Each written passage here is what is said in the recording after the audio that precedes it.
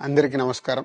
మన ఈ మధ్య నిజామాబాద్లో మేము సంక్రాంతికి వస్తున్నాం ఈవెంట్ చేయడం జరిగింది. అది నిజామాబాద్ పట్టణంలో ఫస్ట్ టైం.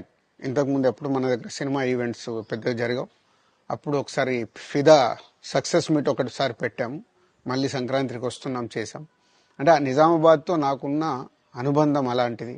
నిజామాబాద్ జిల్లా వాసిగా అక్కడ ఈ సినిమా ఈవెంట్ చేయాలని చేయడం జరిగింది. పోతే ఆ ఈవెంట్లో నేను మన కల్చర్లో ఉండే మన దావత్ గురించి, మటను తెలగలు గురించి సంబోధించాను. నేను ఆ మాటలలో తెలంగాణ వాళ్ళని నేను అవమానించానని, తెలంగాణ నేను హేళన చేశానని కొంతమంది మిత్రులు కామెంట్స్ చేసి సోషల్ మీడియాలో పెట్టారని తెలిసింది. నా ఉద్దేశం అదే స్పీచ్లో లాస్ట్లో చెప్పడం జరిగింది. తెలంగాణ మన కల్చరు, మన దావత్తు నేను మిస్ అవుతున్నాను. సంక్రాంతికి 2 సినిమాలు రిలీజ్ అయ్యాక మన తెలంగాణ కల్చర్ దావత్ని నాకు చేసుకోవాలని ఉందని. సో మన కల్చర్ని అభిమానిస్తాను నేను. అదే అర్థం చేసుకోకుండా దాన్ని కొందరు సోషల్ మీడియాలో రాద్ధాంతం చేస్తున్నారని తెలిసింది. నిజంగా మీరందరూ ఆ మాట వల్ల ఏదైనా హర్ట్ అయి ఉంటే నన్ను క్షమించండి. ఎందుకంటే నా ఉద్దేశం అది కాదు.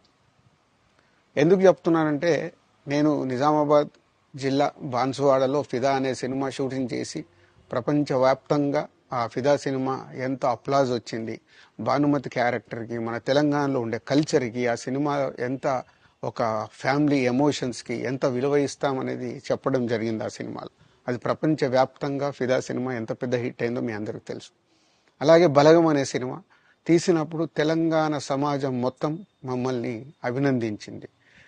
తెలంగాణ ప్రజలందరూ ఆ సినిమాను ఆదరించి ఇది మా సినిమా అని గుండెలకు హత్తుకున్నారు. అన్ని రాజకీయ పార్టీలు ఆ సినిమాని అప్రిషియేట్ చేస్తూ మమ్మల్ని ప్రతి ఒక్క స్టేజ్ దగ్గర తీసుకెళ్లి అభినందించారు, అన్ని రాజకీయ పార్టీలు.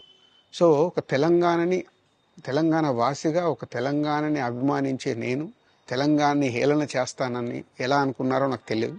పోతే దాంట్లో ఏదైనా మీ కమ్యూనికేషన్లో తప్పుగా అర్థమైంటే నన్ను క్షమించండి.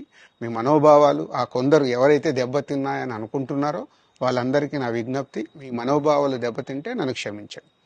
ఇప్పుడు నేను ఒక సినిమా ఇండస్ట్రీ ఫెటర్నీ నుంచి ఎఫ్డిసి చైర్మన్గా అయ్యాను. సో మీ అందరికి తెలుసది.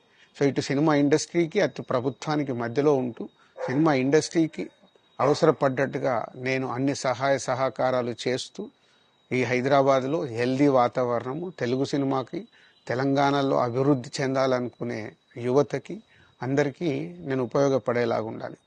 అలాగే పవన్ కళ్యాణ్ గారు కూడా చెప్పారు, యూత్ చాలా ఉన్నారు, వాళ్ళందరికీ కూడా సినిమా ఇండస్ట్రీలో ఇష్టం ఉన్న వాళ్ళని అప్గ్రేడ్ చేసి చేయాలని. ఆ ప్రభుత్వంతో కూడా అక్కడ సినిమాలో కావాల్సిన అందరినీ డెవలప్ చేస్తూ వాళ్ళందరూ మళ్ళీ తెలుగు సినిమాకే, తెలంగాణలో నేర్చుకున్న, ఆంధ్రాలో నేర్చుకున్న వాళ్ళందరూ తెలుగు సినిమాకే ఉపయోగపడతారు.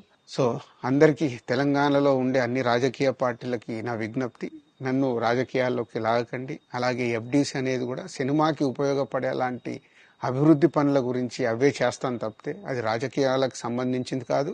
ఎఫ్డిసి కానీ నేను కానీ సినిమాలకే ఉపయోగపడతాము. ఇది అన్ని రాజకీయ పార్టీలు అర్థం చేసుకొని ఫర్దర్గా నన్ను ఇలాంటి అవసరం లేని వీటిలోకి లాగకూడదు అని మీ అందరికీ, అన్ని రాజకీయ పార్టీలకు నా విజ్ఞప్తి.